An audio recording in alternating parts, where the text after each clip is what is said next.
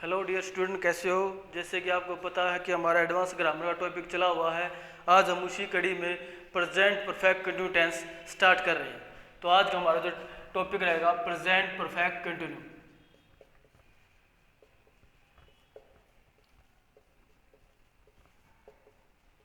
Present perfect continue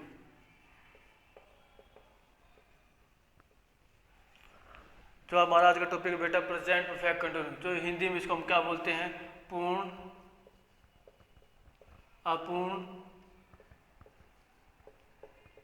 वर्तमान काल।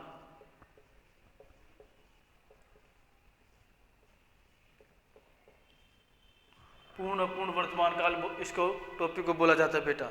अब जैसे कि फर्स्ट ऑफ ऑल मैं इसके बारे में आपको बताऊंगा कि अब इसके रूल्स क्या बनते हैं, कैसे इसके हेल्पिंग वर्ब यूज होती है, कहाँ कहाँ इसकी हेल्पिंग वर्ब होती है और कैसे इसका प्रयोग किया जाता है। फर्स्ट ऑफ ऑल हमारा ये काम रहेगा। आज नाम से आपको पता है पूर्ण अपूर्ण वर्तमान काल। सबसे पहले हम हमारा सेंटेंस लेते हैं अफर्मेटिव सेंटेंस।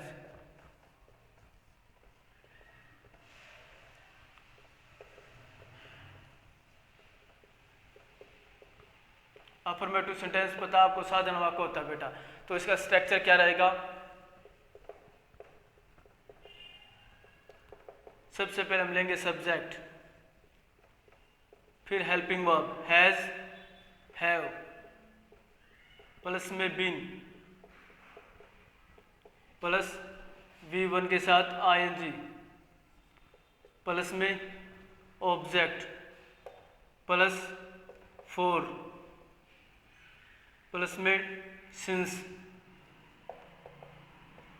प्लस में टाइम। ठीक है बेटा, देखो ध्यान से समझो। सब्जेक्ट किसको डिनोट करता है, कर्ता को। सब्जेक्ट किसको डिनोट करता है बेटा, सब्जेक्ट किसको डिनोट करता है, कर्ता को। कर्ता कौन होता है, कार्य करने वाला कर्ता होता है। और हैज और हैव ये सब क्या है बेटा, हेल्पिंग वर्ब। इस टेंस की क्या है बेटा, हेल्पिंग वर्ब। हैव क्या है इस टेंस की, helping verb.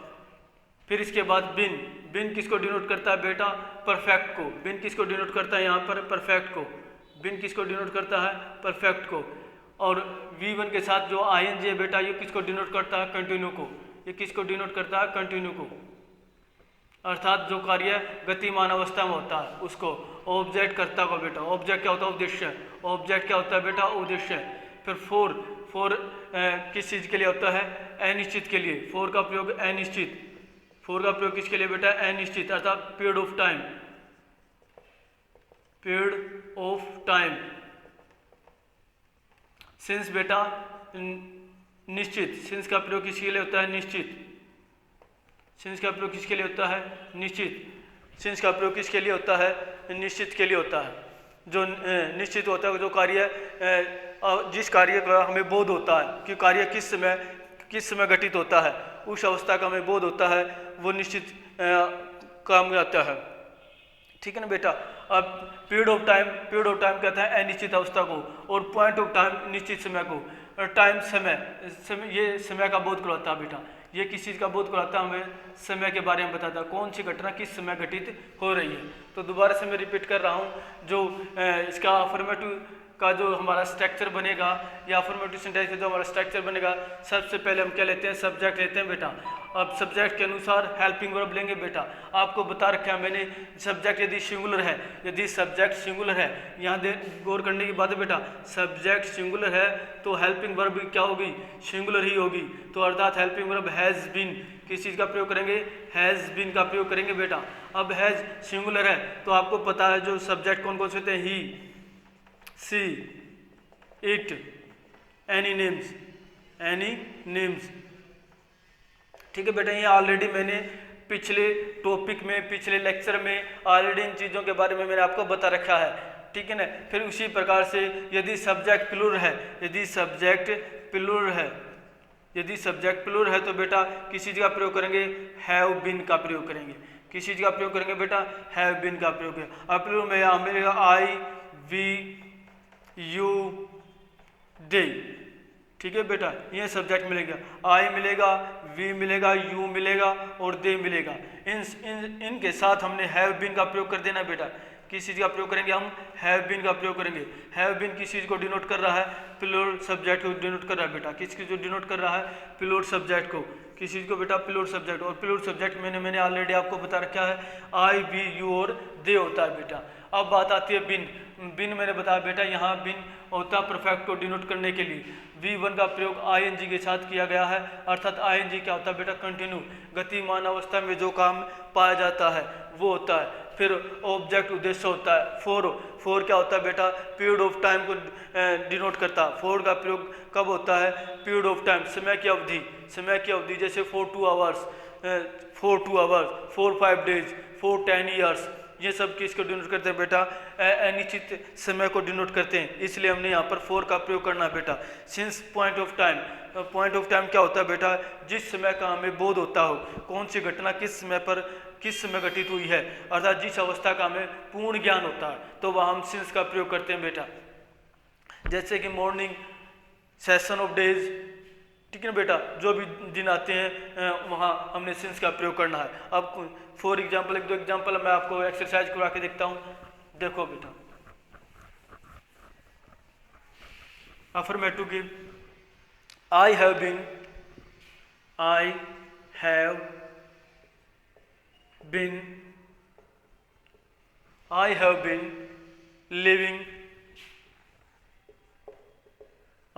living in Delhi. I have been living in Delhi for 5 years.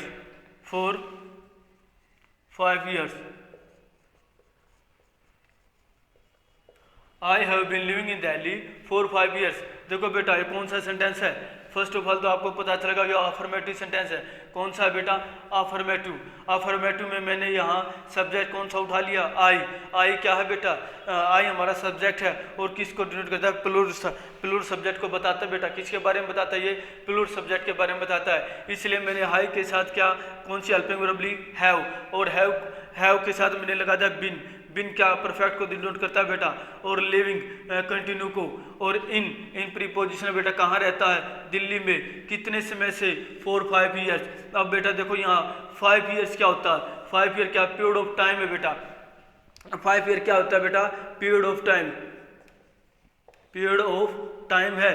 Period of time क्या होता है बेटा, समय की अवधि। और समय की अवधि, जिस अवधि का हमें यही नहीं पता कि कौन से 5 ईयर्स, कौन से 5 ईयर्स, किन 5 ईयर्स की बात कर रहा है। तो यहाँ इसलिए हमने किस चीज़ का प्रयोग किया है, फोर का प्रयोग किया बेटा। किस चीज़ का प्रयोग किया है, फोर का प्रयोग किया है।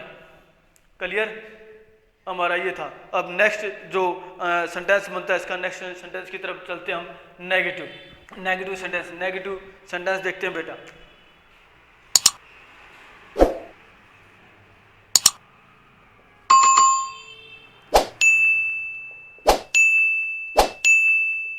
नेगेटिव सेंटेंस में देखो बेटा क्या मिलेगा आपको।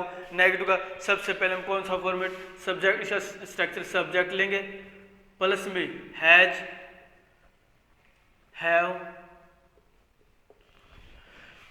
हैव, प्लस में नोट बेटा।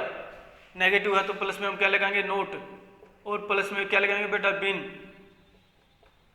प्लस में फिर हम क्या लेंगे बेटा, बिन के साथ V1 के साथ कौन सी फॉर्म लेंगे बेटा, ING। क्यों लेंगे, क्योंकि कंटिन्यू है बेटा। फिर इसके बाद क्या लेते हैं, ऑब्जेक्ट। फिर इसके बाद सिंस, फोर, और plus time.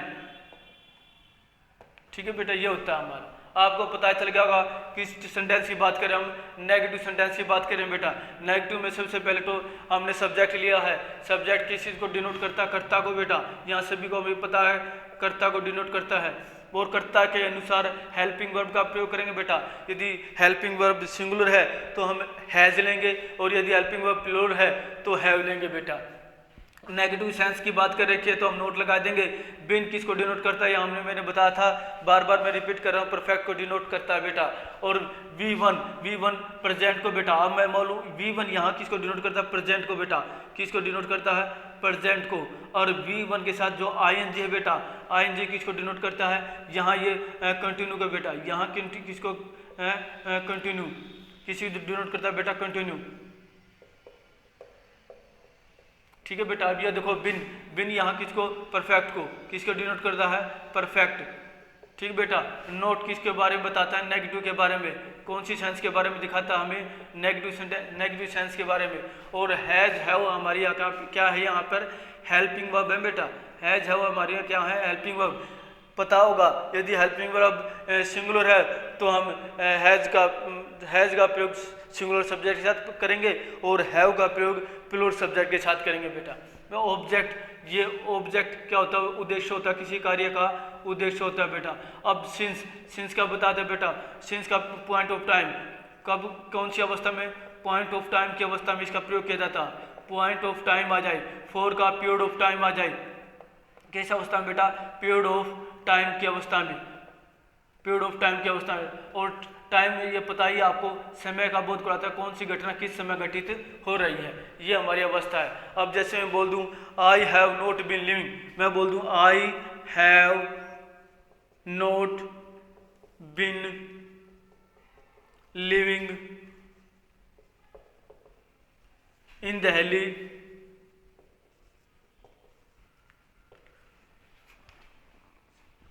Delhi for 2 years हो, 2 years। ठीक है बेटा। अब देखो यहाँ पर, यहाँ हैव के साथ मैंने क्या लगा दिया, नोट, किसको, क्योंकि नेगेटिव सेंटेंस के बारे में बात करें हम। बिन किसके बारे में बताता है बेटा, परफेक्ट के बारे में बताता है। लिविंग किसके बारे में दर्शाता है, कंटिन्यू के बारे में। इन प्रीपोजिशन होगी बेटा, कहाँ पर, वो दिल्ली में, कितने साल से, फॉर 2 years। यहाँ क्या किसको दर्शाता है बेटा, फॉर 2 years। अब मैं यहाँ यदि टाइम मेंशन कर देता, यहाँ बोल देता वो 2009 से दिल्ली में रह रहा, मैं यहाँ ईयर मेंशन कर देता 2009 या 2008, ठीक है ना। तो फिर हम क्या, कौन सा सिंस का प्रयोग करते बेटा, फिर हम कौन सी प्रयोग करते, किसी चीज़ का सिंस का प्रयोग करते बेटा। सिंस किस अवस्था को दर्शाता है, सिंस निश्चित अवस्था को दिखाता है बेटा। सिंस का प्रयोग किस अवस्था के लेता है, सिंस निश्चित टाइम को, निश्चित समय को दर्शाता है बेटा। किस चीज़ को दर्शाता है, निश्चित समय को बताता है। I have not been living in Delhi since 2, यहाँ बोल सकते हैं सिंस 2009 से, वह 2009 से दिल्ली में नहीं रह रहा, ये बोल सकते हैं हम नेगेटिव सेंटेंस को दर्शाने के लिए बेटा। तो मेरा कहने का तात्पर्य यही है कि जो सिंस का प्रयोग करते हैं हम जब टाइम मेंशन कर रखा हो, और फोर का प्रयोग हम कब करते हैं, जब टाइम मेंशन न हो। इस सिचुएशन को हमने समझ लेना बेटा। अब आगे हम इंटरोगेटिव के बारे में बताते हैं।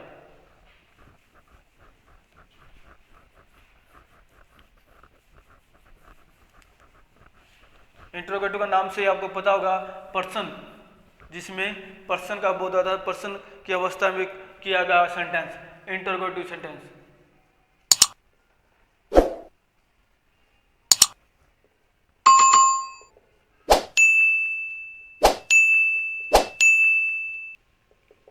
नाम से ही पता होगा बेटा, इंट्रोगेटिव पर्सन वाचक होता है। सबसे पहले इसमें हम हेल्पिंग वर्ब यूज करते हैं बेटा।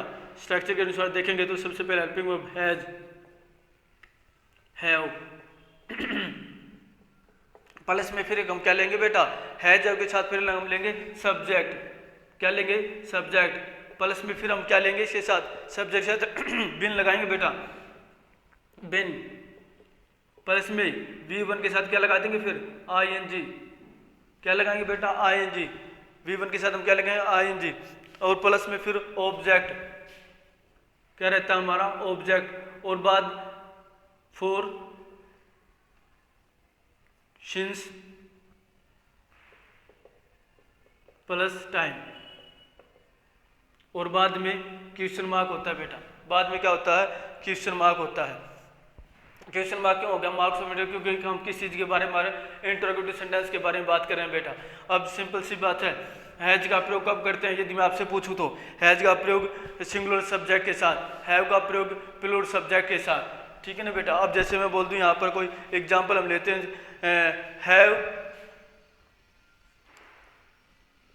Have you been preparing,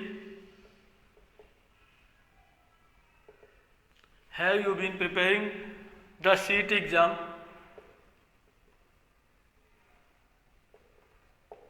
CET exam since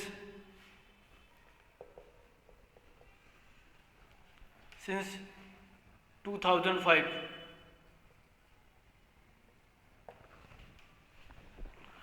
देखो बेटा, have you been preparing the CET exam since 2012। तो वो 2005 से ही किस चीज़ की तैयारी कर रहा है? CET एग्जाम की तैयारी कर रहा है।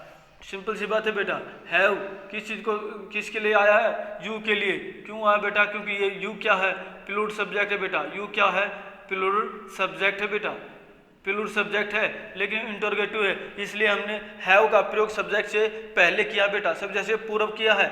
फिर इसके बाद जो बिन है बेटा, किसको दर्शाता है? बिन, परफेक्ट को। यहाँ ही हमने मेरे बताया था बिन का प्रयोग हम किस चीज़ का अवस्था में करते हैं? परफेक्ट टेंस को दर्शाने के लिए। प्रिपेयरिंग क्या है बेटा? यहाँ V1 के साथ मैंने लगा दिया ING, और ये हमारा किस चीज़ को दर्शाता है? कंटिन्यू अवस्था को दर्शाता है बेटा, कार्य के प्रोग्रेस होने वाली क्रिया को दर्शाता है। ठीक है ना? कौन से एग्जाम की तैयारी कर रहा हो? CET एग्जाम की तैयारी कर रहा बेटा। कौन से एग्जाम के ऑब्जेक्ट है हमारा? कौन सा? CET। ऑब्जेक्ट हमारा कौन सा हो गया? CET एग्जाम हो गया बेटा। और कब से? यहाँ देखो बेटा, मैंने टाइम मेंशन कर दिया, यहाँ टाइम मेंशन कर दिया, तो यहाँ पॉइंट ऑफ टाइम हो गया बेटा। या क्या हो गया? Point of time. तो पॉइंट ऑफ टाइम के लिए मैंने आपको बताया है कि पॉइंट ऑफ टाइम आ जाता है जब किसी में अवस्था में या किसी सेंटेंस में बेटा, तो वहाँ हमने सिंस का प्रयोग कर देना है बेटा। सिंस और फॉर दो मैंने प्रीपोजिशन है बेटा, सिंस और फॉर, ये दोनों के बारे में बताया मैंने। सिंस कब यूज होता है? निश्चित समय के लिए। फॉर कब यूज होता है? अनिश्चित समय के लिए। ठीक है ना बेटा? तो ये हमारा इसका बेसिक्स जो बैकग्राउंड था टेंस का वो था। अब हम इसकी फिल वर्ब करेंगे, आपको बताएंगे बिल्कुल आसान से रूल में इसके माध्यम से आपको करवाने जा रहा हूँ, और आपने वो अच्छी तरह से कॉपी में नोट करने हैं ताकि आपको भविष्य में उनसे आप अपने आप को प्रिपेयर कर सको, तैयारी कर सको अपनी। तो हमारा जो नेक्स्ट जो स्टेप रहेगा इसका टू फिल वर्ब रहेगा बेटा। तो टू फिल वर्ब में आपको बताया जाए किन अवस्था में कौन से रूल होते हैं या कौन सा नियम आते हैं कि जब हम इन टेंसों का प्रयोग या ये टेंस हम फिल कर सकते हैं। पहला जो हमारा रूल नंबर फर्स्ट देखो बेटा, रूल नंबर फर्स्ट क्या कहता है बेटा? जो कार्य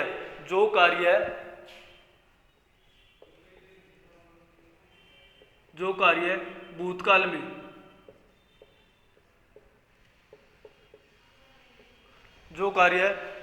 में शुरू हुआ हो,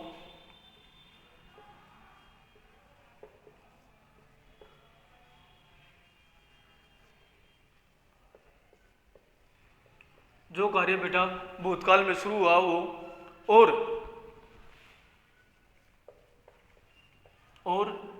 देखो बेटा, जो कार्य भूतकाल में शुरू हुआ हो और अब भी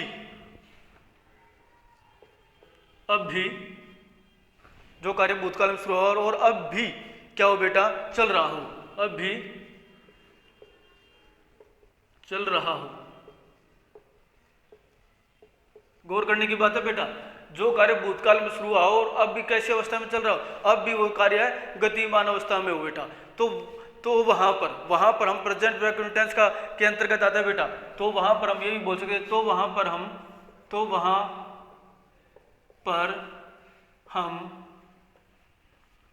प्रेजेंट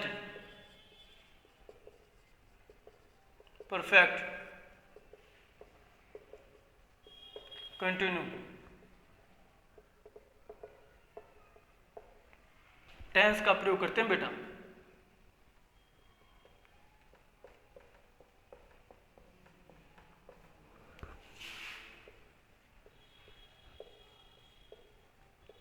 गौर करने की बात है बेटा, जहां मैंने रूल नंबर फर्स्ट में क्या बताया आपको? जो कार्य भूतकाल में शुरू हो, मतलब कहने तात्पर्य जो कार्य क्या पास्ट में स्टार्ट हुआ हो और वो कार्य अभी भी कैसी अवस्था में हो? कंटिन्यू की अवस्था में होता, अर्थात गतिमान या प्रोग्रेस अवस्था में हो। तो वहां पर हमने बेटा किस चीज का प्रयोग करेंगे? सिंपल सी बात है, प्रेजेंट कंटिन्यू टेंस का प्रयोग करेंगे। जैसे मैंने आपको एक सेंटेंस दिया था, I have been living Delhi.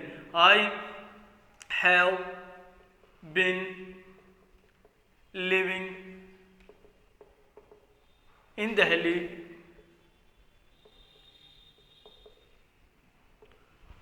Delhi I have been living in Delhi since 1999। तो अब वो दिल्ली में कब से रह रहा है बेटा? वो 1999 से दिल्ली में रह रहा है। अब देखो यहाँ मैंने जो पॉइंट ऑफ टाइम की बात कही है बेटा, यहाँ मैंने किस चीज़ की बात की है? यहाँ गौर करने की बात है बेटा, पॉइंट ऑफ टाइम की बात की है मैंने, पॉइंट ऑफ टाइम के बारे में बताया मैंने। और पॉइंट ऑफ टाइम किस अवस्था के लिए, किस अवस्था को बताता है बेटा? पॉइंट ऑफ टाइम हमारा निश्चित अवस्था को बताता है। और जब निश्चित अवस्था आती है तो कौन सा शब्द यूज करते हैं हम? सिंस का प्रयोग करते हैं बेटा। वहाँ कौन सा प्रयोग करते हैं? सिंस का, क्योंकि सिंस क्या होगी? निश्चित समय को बताता है।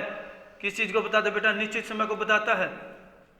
और निश्चित समय क्या होता है बेटा? जिस समय का हमें पूरा कंफर्म होता है, कंफर्मेशन होती है कि घटना किस समय घटित हुई है या वो किस समय से क्या काम कर रहा है।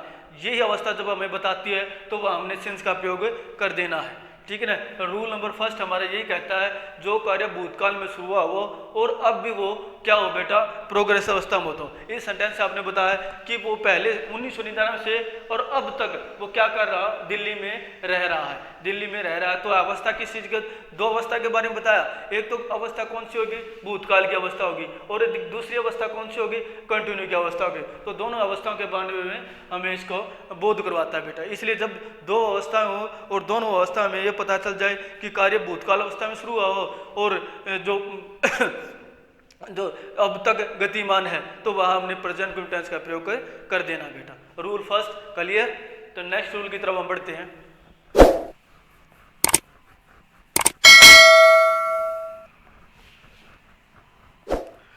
Rule number second.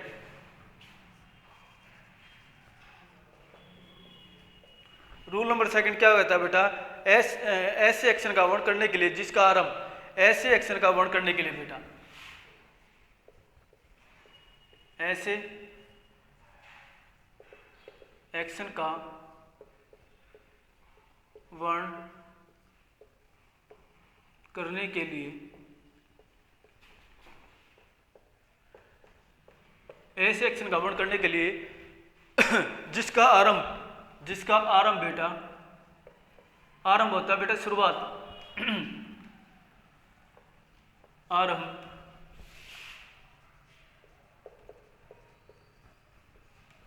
जिसका आरंभ सिंस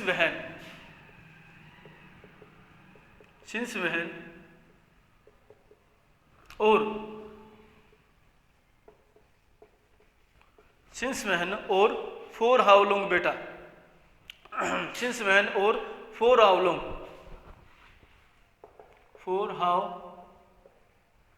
लॉन्ग से स्टार्ट हो बेटा, स्टार्ट हो। तो ऐसी अवस्था में बेटा, ऐसी अवस्था में हम प्रेजेंट परफेक्ट टेंस का प्रयोग करते हैं बेटा।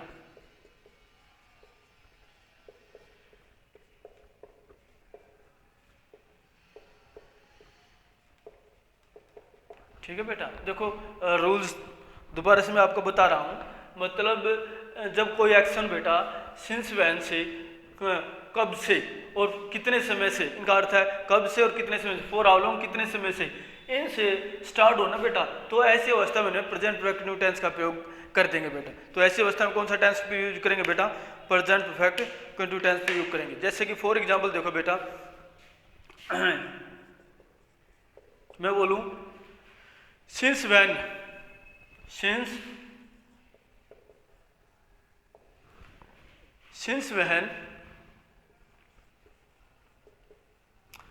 since when have you been living?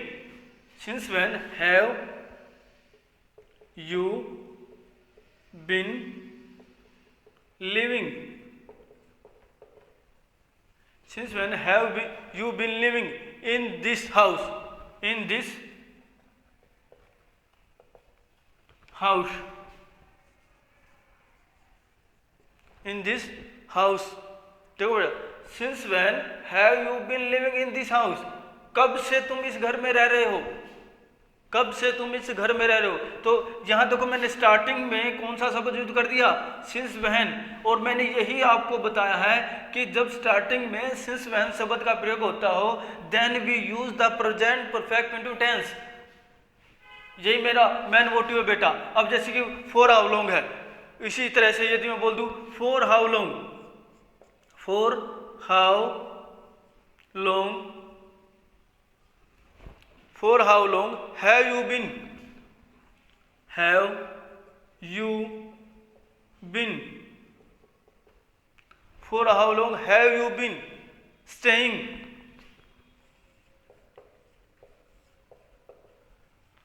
for how long have you been staying in the school, in the school hostel, in the school hostel, school hostel। ठीक है बेटा, कितने समय से आप स्कूल के हॉस्टल में रह रहे हो, क्लियर होगा ना।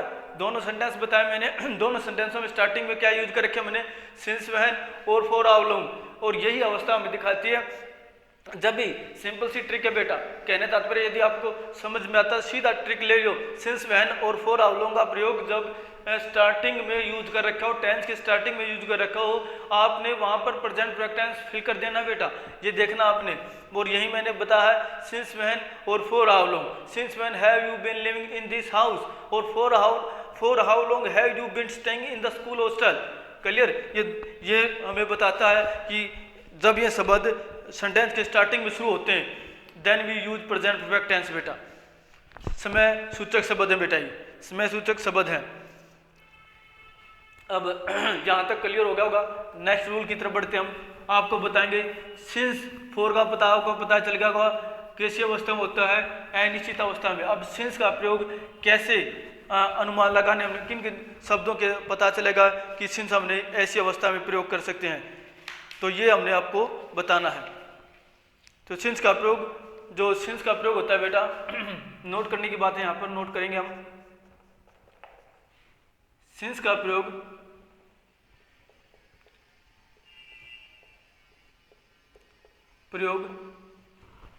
सिंस का प्रयोग बेटा कैलेंडर,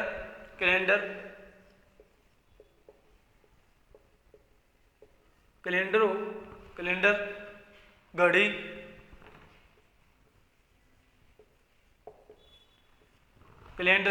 जस्ट कैलेंडर आ जाए, घड़ी, दिन के पहर हो बेटा, दिन के पहर,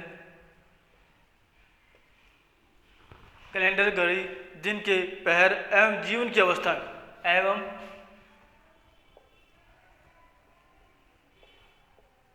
जीवन की अवस्थाओं,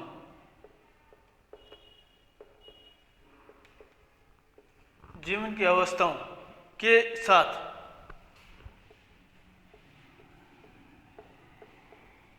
हम सिंस का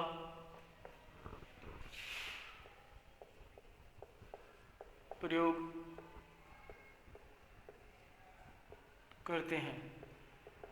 ठीक है बेटा, अब देखो यहाँ मैंने बताया जो सिंस है बेटा, यह जो नोट है सिंस के बारे में बताता है कि जो कैलेंडर आ जाए, घड़ी, दिन के पहर और जीवन की जो अवस्था होती है उनमें मैं जैसे कि आपको बताता हूँ डायग्राम के थ्रू।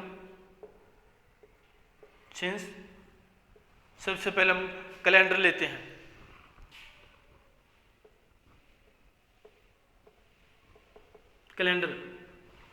कैलेंडर में क्या क्या होता है बेटा, डेज, दिनों के नाम, डेज में क्या क्या आएंगे आपको पता है, मंडे,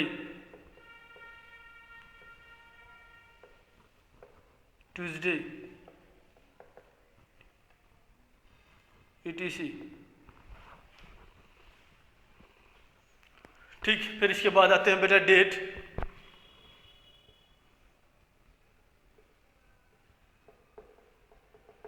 डेट में कोई भी एनी डेट्स, 7 मई, 8 जून, ETC एक्स्ट्रा, ठीक है बेटा। डेज आ जाए, डेट आ जाए, ईयर्स हो, ईयर्स में एनी ईयर, कोई भी ईयर जैसे कि मेंशन कर रखे हो 2005, 2007, 8 ETC, ठीक है बेटा, ईयर्स मेंशन कर रखे हो। फिर इसके बाद ओकेजन हो बेटा, क्या हो, ओकेजन हो, किसी चीज के बारे में बताता हूँ, ओकेजन, किसी चीज के बारे में बताता हूँ, ओकेजन के बारे में बेटा। ओकेजन अवसर होते हैं बेटा, अवसर में क्या है, जैसे कि होली, दिवाली, होली, दिवाली, ठीक है बेटा। तो मेरा कहना तात्पर्य है, कैलेंडर में क्या क्या डेज मेंशन कर रखी हो बेटा, डेट मेंशन कर रखी हो, ईयर्स मेंशन कर रखे हूँ, ओकेजन मेंशन कर रखे हूँ। डेज में कोई भी दिन आ जाते हैं, संडे, मंडे, ट्यूसडे, जो भी है बेटा। डेट में कोई भी तारीख आ जाती है, 7 मई, 8 जून, ETC। और ईयर्स में जैसे कि कोई भी साल आ जाता है बेटा। ये सब कौन सी अवस्था को बताते हैं बेटा, सिंस की अवस्था को बताते हैं। उसी प्रकार से ओकेजन आ जाए, क्या आ जाए, ओकेजन आ जाए। ओकेजन क्या बताते हैं, होली के बारे में, दीपावली के बारे में, ठीक है ना बेटा, क्लियर। फिर अब दूसरा सिंस का दूसरा स्ट्रक्चर देखो बेटा, दूसरा ढांचा क्या किसके बारे में बताता हमें, क्लॉक समय के बारे में, क्लॉक टाइम, टाइम में कौन सा है, 7 o'clock, जैसे बोलते हैं बेटा 7 o'clock, 7 o'clock, 8 PM ETC, ठीक है बेटा। फिर इसके बाद स्टेज ऑफ लाइफ आ जाए बेटा, स्टेज ऑफ लाइफ,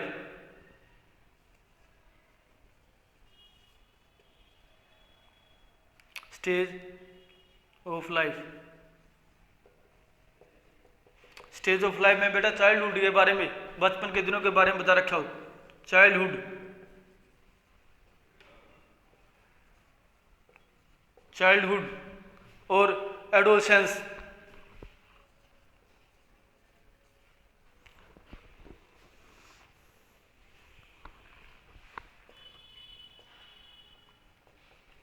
और एडोलसेंस क्या होता है बेटा, किशोर अवस्था होता है। एडोलसेंस क्या होता है, किशोर अवस्था, किशोर अवस्था बचपन के दिन, किशोर अवस्था के बारे में। Stage of life, part of each day, part of each day, दिन के समय के बारे में, दिन का जो हिस्सा होता है ना बेटा उसके बारे में, पार्ट ऑफ ईच डे आ जाए, पार्ट ऑफ ईच डे आ जाए बेटा। पार्ट ऑफ ईच डे में क्या होगा आपको, जैसे कि मॉर्निंग, इवनिंग,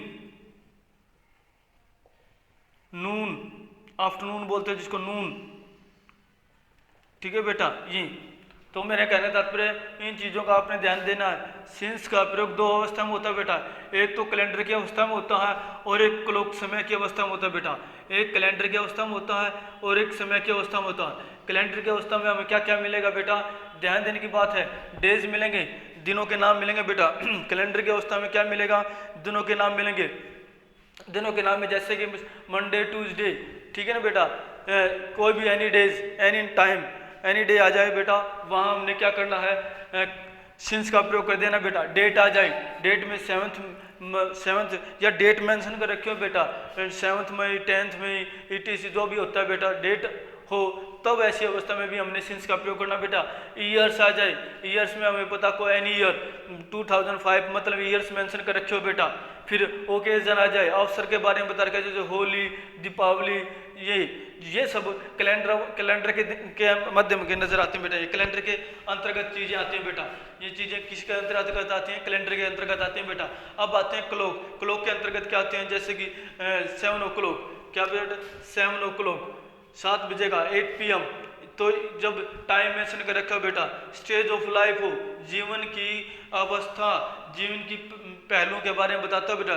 चाइल्डहुड, एडोलेंस, ठीक है ना, बचपन के दिन, जैसे कि मैं बचपन के दिनों में क्रिकेट खेलता था, जो भी इस तरह से बचपन के दिनों के बारे में जो बीती अवस्था है उसके बारे में बताता हूँ बेटा। स्टेज ऑफ लाइफ, ठीक है ना। तो यहाँ जो ये सब किस चीज़ को दर्शाते हैं बेटा, जहाँ इनके साथ हमने सिंस का प्रयोग करना है, पार्ट ऑफ इस डे आ जाते हैं, या जैसे मॉर्निंग है, किस चीज़ का पार्ट, जैसे मॉर्निंग, इवनिंग, ठीक है ना, नून इत्यादि, ये सब क्या होता है बेटा, part of day, part of इस डे होते हैं। तो इन अवस्था के लिए भी हमने क्या करना है, सिंस का प्रयोग करना है। आज का हमारा टॉपिक यही था कि प्रेजेंट परफेक्ट कंटिन्यूस टेंस का प्रयोग हम कैसी अवस्थाओं में, किन किन अवस्थाओं में कर सकते हैं। तो आशा करते हैं कि आपको समझ में आ गया होगा कि प्रेजेंट कंटिन्यूस टेंस का प्रयोग हम कौन कौन सी अवस्था में कर सकते हैं, ठीक है ना। अब नेक्स्ट टॉपिक जो थोड़ा सा हम कराएंगे वोकैब के बारे में, आज कुछ वर्ड्स आपको दे रहे हैं वो नोट कर लेना।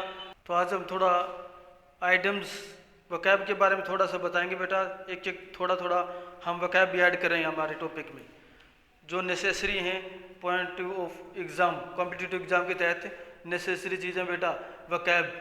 और वोकैब को हम धीरे धीरे ऐड कर रहे हैं हम हमारे टॉपिक में। 10 या 15 मिनट, 5 मिनट हम वोकैब को देंगे, कुछ वोकैब हम साथ के साथ करते रहेंगे, और इन वोकैबों को मोस्ट इंपॉर्टेंट वोकैब करेंगे, रिपीटेड वोकैब जो आपके अब तक एग्जाम में रिपीट हुए बेटा, वो वोकैब हम करेंगे ताकि आप उनको अच्छी तरह से अपनी कॉपी में नोट कर सकें और याद कर सकें। तो अब हम नेक्स्ट जो पार्ट की तरफ चल रहे हैं वोकैब, आज हम करवाएंगे आइटम्स के बारे में, मुहावरे।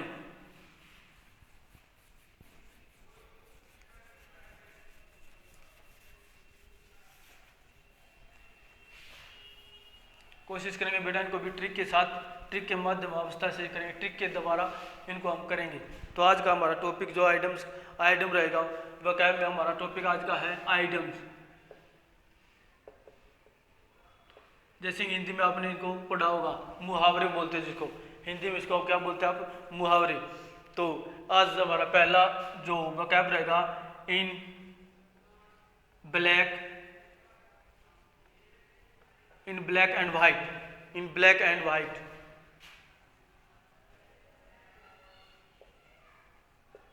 इन black and white. Black and white क्या होता है बेटा, यहाँ बोला इन रिटन में, मैं बोल दूंगा यहाँ पर इन रिटन में,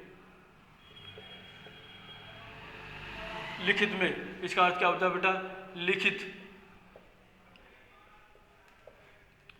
में, ठीक है बेटा। पेपरों में आएगा इन ब्लैक एंड वाइट, ऑप्शन में 4 ऑप्शन मिलेंगे बेटा, तो फिर आपने जो ऑप्शन ठीक है ना, वो इसका अर्थ क्या होता है, इन रिटन में, लिखित में, इन ब्लैक एंड वाइट। यदि हम इसको कोड वर्ड के द्वारा करेंगे, ब्लैक एंड वाइट लोगों से हमें क्या करना चाहिए, लिखित में लेना चाहिए।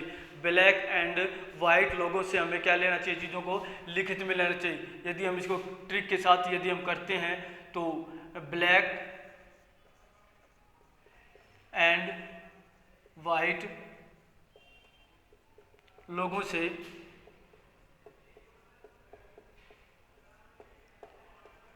हमें लिखित में लेना चाहिए।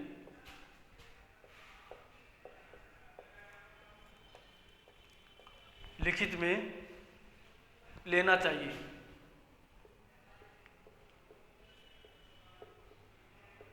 ठीक है बेटा। ये कोड है, ये जिस बच्चों को याद ना हो वोकैब उसके लिए बेटा, ये नहीं है भाई ये सिलेबस में इंक्लूड है, ये अपनी तरफ से बनाई गई एक आसान सी ट्रिक्स है बेटा, बस और कुछ नहीं है।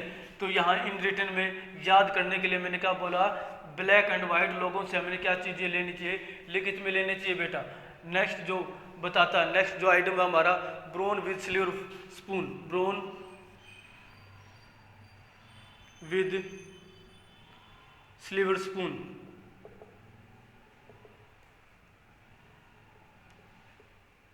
Brown with silver spoon,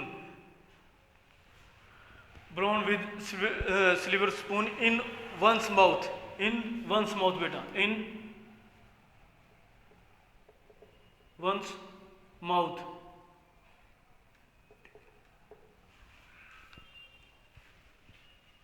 in one's mouth, born with silver spoon in one's mouth. तो ब्राउन इन रिच फैमिली, इसका अर्थ क्या हो जाएगा बेटा, ब्राउन इन रिच फैमिली बेटा, ब्राउन इन रिच फैमिली बेटा, ब्राउन इन रिच फैमिली, ठीक है ना। अर्थात मैं इसकी यदि कोड बनाता हूँ, जिसके माउथ में सिल्वर स्पून है वह रिच परिवार से जन्म लेता है बेटा। जिसके माउथ में, यदि मैं इसका कोड बनाऊं, जिसके माउथ में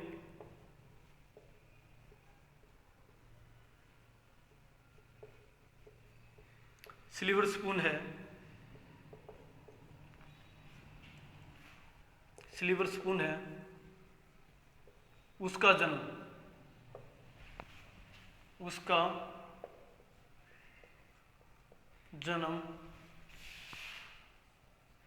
रिच फैमिली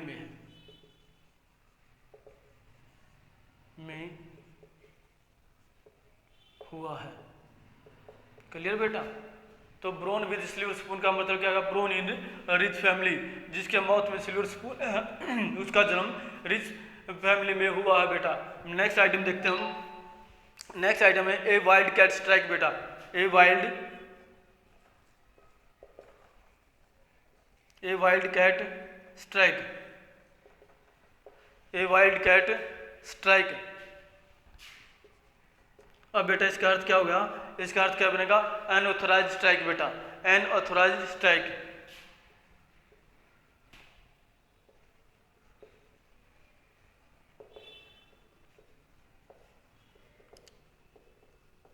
अनऑथराइज्ड स्ट्राइक बेटा, अनऑथराइज्ड स्ट्राइक बेटा। अनऑथराइज्ड स्ट्राइक क्या होता है बेटा? बिना वजह के हड़ताल करना, बिना वजह के कोई हड़ताल करना। जैसे कि मैं बोलूँ एक वाइल्ड कैट ने, इसको हम बोलेंगे एक वाइल्ड कैट ने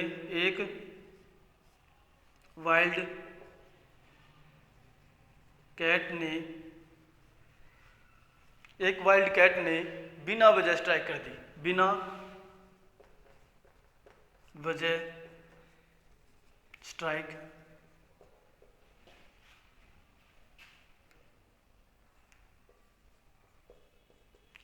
एक वाइल्ड कैट ने बिना वजह स्ट्राइक कर दी। ठीक है बेटा, कर दी ठीक है बेटा। एक वाइल्ड कैट ने बिना वजह स्ट्राइक कर दी। ये जो नीचे मैंने लिखा बेटा, ये कोड है, ये याद करने की, वोकैब को हमें कि अच्छी तरह से याद हो जाए इस माध्यम से। पहला मैंने बोला in black and white. In black and white का मतलब इन रिटन में बेटा, लिखित में लेना। इन ब्लैक एंड वाइट का मतलब होता है लिखित में। फिर आता है born with silver spoon, born in rich family बेटा, born in rich family. Then third हो गया a wildcat strike, unauthorised strike, unauthorised strike. ठीक है ना बेटा, ये हमारी आइटम्स हैं। और आशा करता हूँ मैं साथ के साथ हमारी जो वोकैब है प्लस में वोकैब भी हमारे साथ यहाँ चलती रहेगी, और हमारे ग्रामर की जो मोस्ट इम्पोर्टेंट टॉपिक हैं वो भी हम साथ के साथ करवाते रहेंगे। तो कल फिर मिलेंगे एक नए टॉपिक के साथ। थैंक्स, धन्यवाद।